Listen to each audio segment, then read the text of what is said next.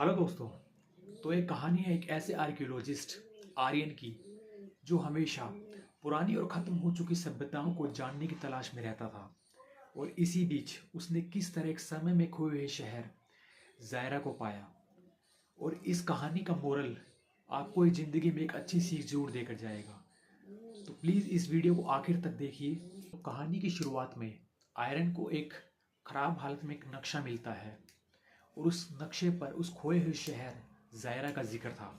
ज़ायरा मतलब सूर्य पुत्रों का शहर। माना जाता है कि ज़ायरा एक अकल्पनीय खजानों और ज्ञान से भरा हुआ शहर था, और परंतु किसी भयानक शराब के कारण हजारों साल पहले अचानक से गायब हो गया। और आयरन की इसी जिज्ञासा ने बिना किसी देर किए आयरन ने अपनी यात्रा शुरू की।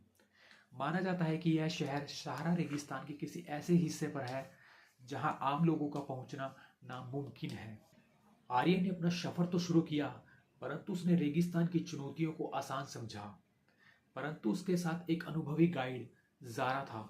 वो काफी अनुभवी था और बेहद बड़े रास्तों की अच्छी खासी जानकारी जारा को थी। परंतु यह यात्रा आसान नहीं होने वाली थी। रेगिस्तान की झुलसा देने वाली गर्मी, रेत के तूफान, पानी की कमी, रात को अत्यधिक ठंड, लुटेरों का सामना, इन सभी को उनको सामना करना पड़ा। परंतु कई हफ्तों की कठिन यात्रा के बाद नक्शे ने उन्हें एक विशाल घाटी के द्वार पर पहुंचा दिया।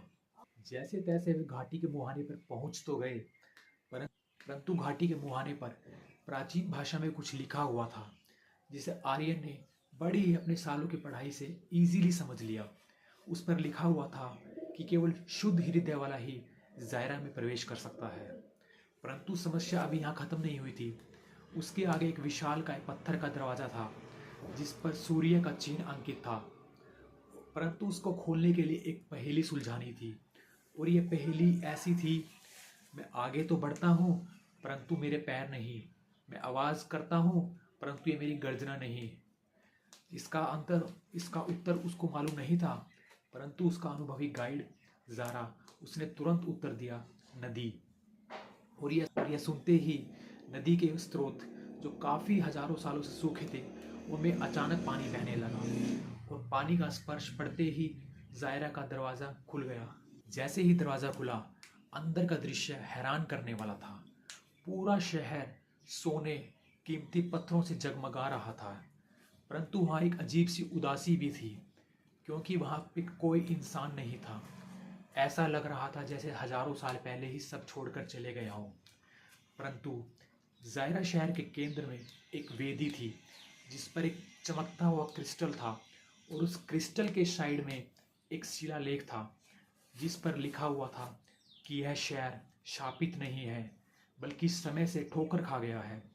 और यह देखते ही आर्यन समझ गया कि यह शहर समय के चक्र में रुक गया है, और उस क्रिस्टल को पुनर्जीवित करने के लिए किसी अपने कीमती सामान का त्याग करना होगा।